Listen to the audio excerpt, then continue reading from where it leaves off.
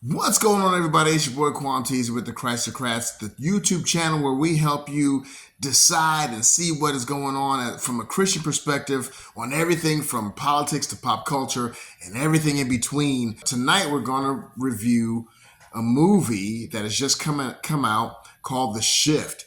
It is a definite Christian movie that has come out, but is it any good? Serve one. Yeah. Aliens, baby.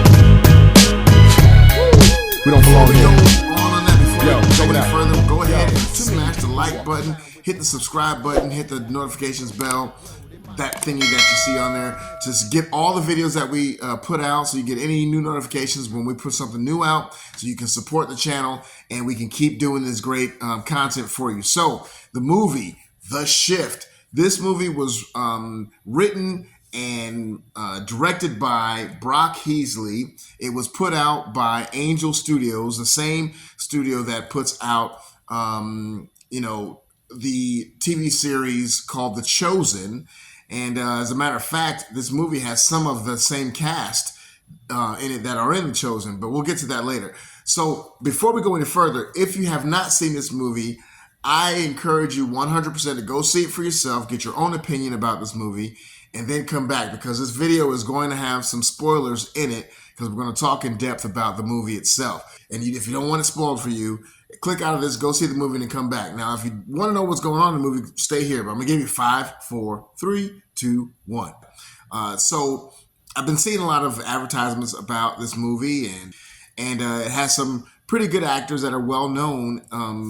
Pretty well known in the movie. Some of the actors, like Neil McDonough. He was in the Captain America movie. He was in the Band of Brothers and several other movies, and he has a very distinct face. But he is known as a distinct Christian actor in Hollywood. Christopher Polaha, I don't know if that's how you say his name. He is the main character in the movie. Then you have Elizabeth Tabish, who plays Mary in The Chosen, who is the love interest, the main female character in the movie. And then you have several others. Sean Astin, who was one of my favorite actors. That's Rudy. I'm going to go through some of the things in this movie that that I think are of interest. But before I do that, I wanted to say that if y'all know me, I am a huge advocate for high quality art coming from Christians, from a specific Christian perspective, especially in the days and times that we live in right now, and how the church at large needs to support offerings like this, because the arts, entertainment, is how the world, the general world, is shaped, how their opinions are shaped on things.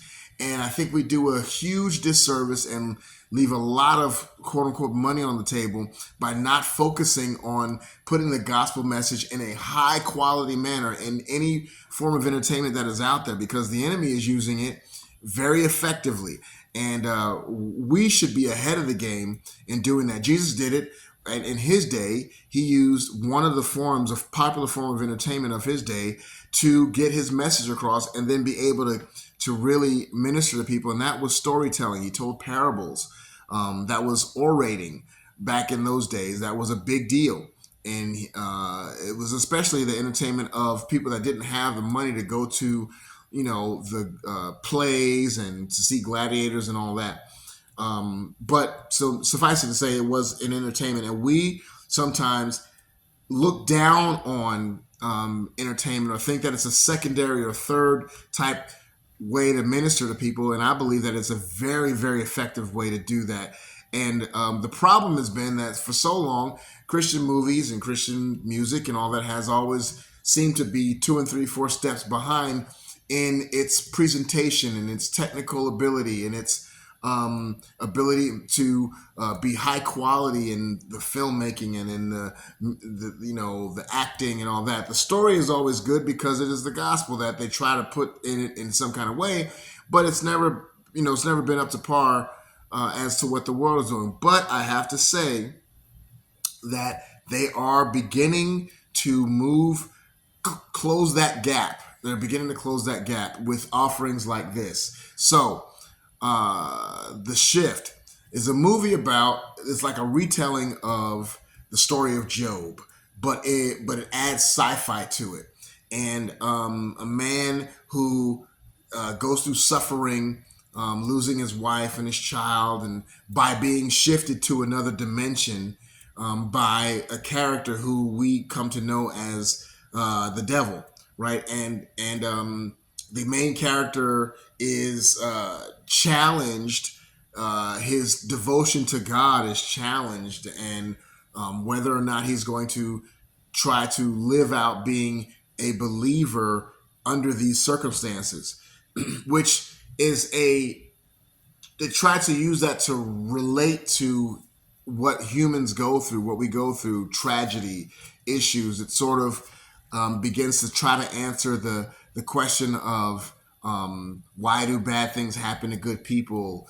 That is a main question that is always asked by unbelievers, and it attempts to kind of answer some of those questions, but it doesn't, like, it's not heavy-handed. It's not like beating you over the head to where like you're like what is, but it's done by Angel Studios, and the acting is very very very well, I think. So let me talk. I'll start out with the things that I thought were maybe not so good, and then we'll talk about the things that I thought were really good.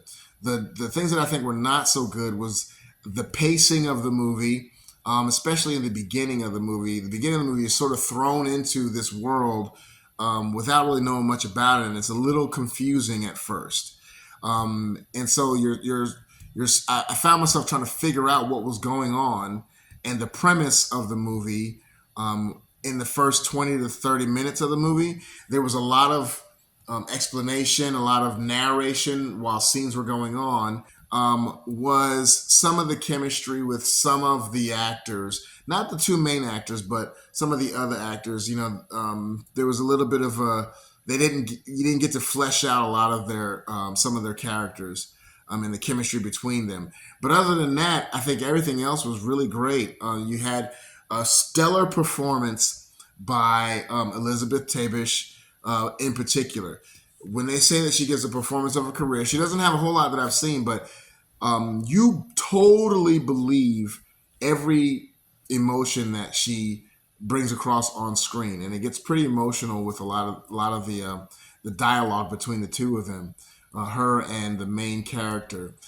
A lot of the things that she did emotionally, a lot of expressions that she made, seemed to like it was like she wasn't even acting, and it was really good. Like it was a top performance from her. That was very well, very believable. I would have liked to have seen his character be a little bit more confused with the situation, because the way the situation happened in the movie would have been very jarring, very confusing, and you wouldn't have jumped on board with what is going on to figure it out so quickly as the main character.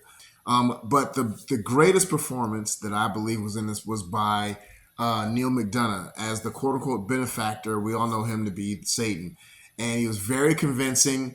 It was reminiscent of Al Pacino's turn as the devil. Now, Neil McDonough did a very good job at ebbing and flowing with the over the top evilness of the devil.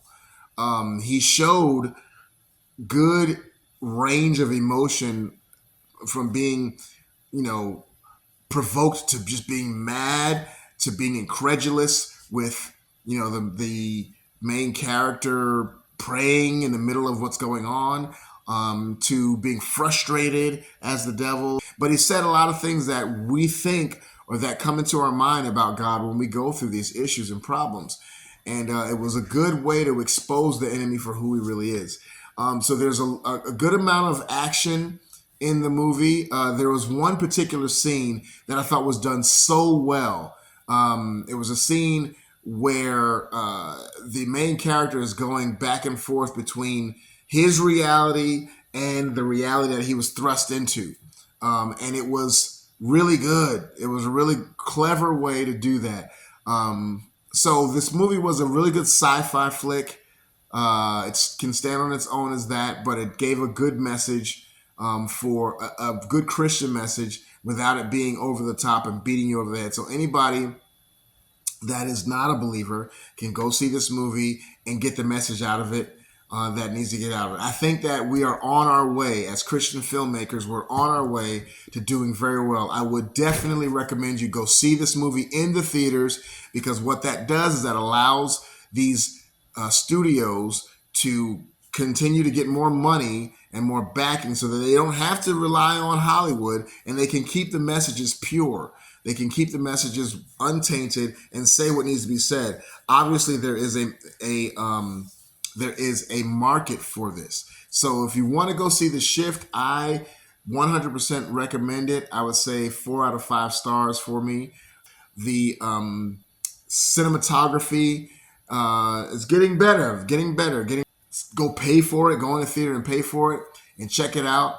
And tell me what you think. If you like it, if you didn't like it, what you thought about it. I thought it was a great movie. I think that there are things that could have been better about it, but we are getting there. We're beginning to get there.